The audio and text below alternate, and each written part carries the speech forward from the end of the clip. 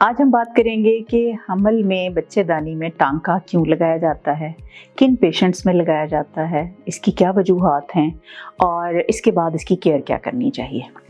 तो बच्चेदानी जो है ना, उसके साथ उसके जो नीचे है एक स्ट्रक्चर, जो उसका नीचे वाला हिस्सा होता है उसको सर्विक्स कहते हैं। ठीक है, ये इसका एक ऊपर का हिस्सा है जिसको फंडस और उसकी बॉडी कहते हैं। नीचे का जो हिस्सा है उसको हम सर्विक्स कहते हैं। अब होता यह है कि पहले 3 माह गुजर गए और 13 हफ्ते जिसको हम कहते हैं वो गुजर गए। उसके बाद से पेशेंट को बाज़-औक़ात हम जाते हैं जब चेकअप कराने के लिए डॉक्टर के पास पेशेंट, तो पता चलता है जी आपकी जो बच्चेदानी की लेंथ है वो छोटी हो गई है। वो कैसे पता चलता है कि उस टाइम पे हम एक अल्ट्रासाउंड कराते हैं जिसमें हम उनका एंटी टेस्ट भी करते हैं, यानी नक्कल ट्रांसलूसेंसी।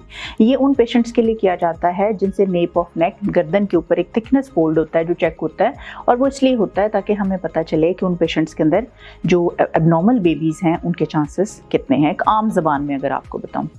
और दूसरा जो है वो उसमें देखा जाता है कि बच्चेदानी के मुंह की लेंथ कितनी है। नॉर्मल जो है ये 3.5 से लेकर 4.5 तक होती है। अगर किसी पेशेंट में ये 3 से नीचे जाना शुरू हो जाती है, उस पेशेंट को ऑफ एंड ऑन कभी कभार दर्द रहती है, या उसके पहले जो है वो कोई 5 माह में बच्चा ज़ाया हुआ होता है और वो कहती है कि जी मुझे तो बिल्कुल दर्द हुई नहीं थी और बस बगैर दर्द के मैं गई हूँ हॉस्पिटल और मेरा बच्चा ज़ाया हो गया।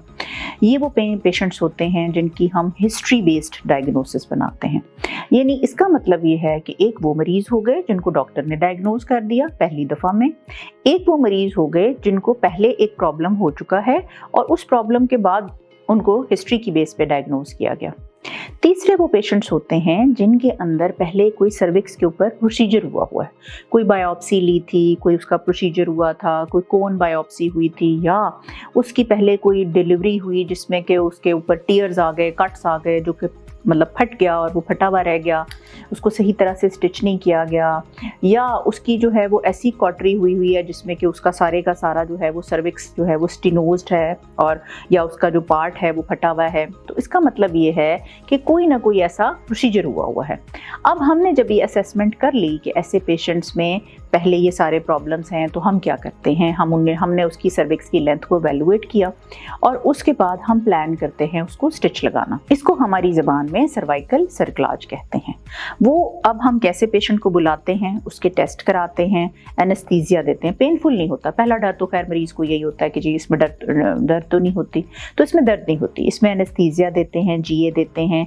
पेशेंट को 15 से 20 मिनट का एनेस्थीसिया होता है। ये यूट्रस के मुंह को जो है वो एक ऊपर से, साइड से, बैक से और साइड से पूरा एक ऐसे जैसे किसी भी आप थैली के मुंह को बंद कर देते हैं, इसी तरह से उसको बंद कर दिया जाता है और ऐसे स्टिच लगाया जाता है जो कि एब्जॉर्ब नहीं होता। ठीक, अब उसके बाद हम पेशेंट को शिफ्ट कराते हैं, 6 घंटे हम मरीज को रखते हैं, उसके बाद हम भेज देते हैं।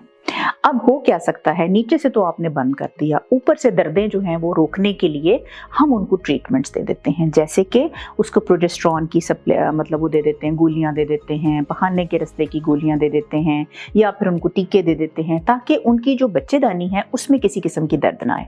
अगर बच्चेदानी में दर्द नहीं आएगी और नीचे से यूट्रस का मुंह आपने क्लोज कर दिया, तो ऐसे पेशेंट्स को हम फिर बड़े आराम के साथ 9th मंथ पे 37 वीक्स तक लेके जा सकते हैं और 36 वीक्स पे फिर हम उनका स्टिच खोल देते हैं और उसके बाद ऐसे पेशेंट्स बड़े आराम से नॉर्मल डिलीवर भी हो जाते हैं।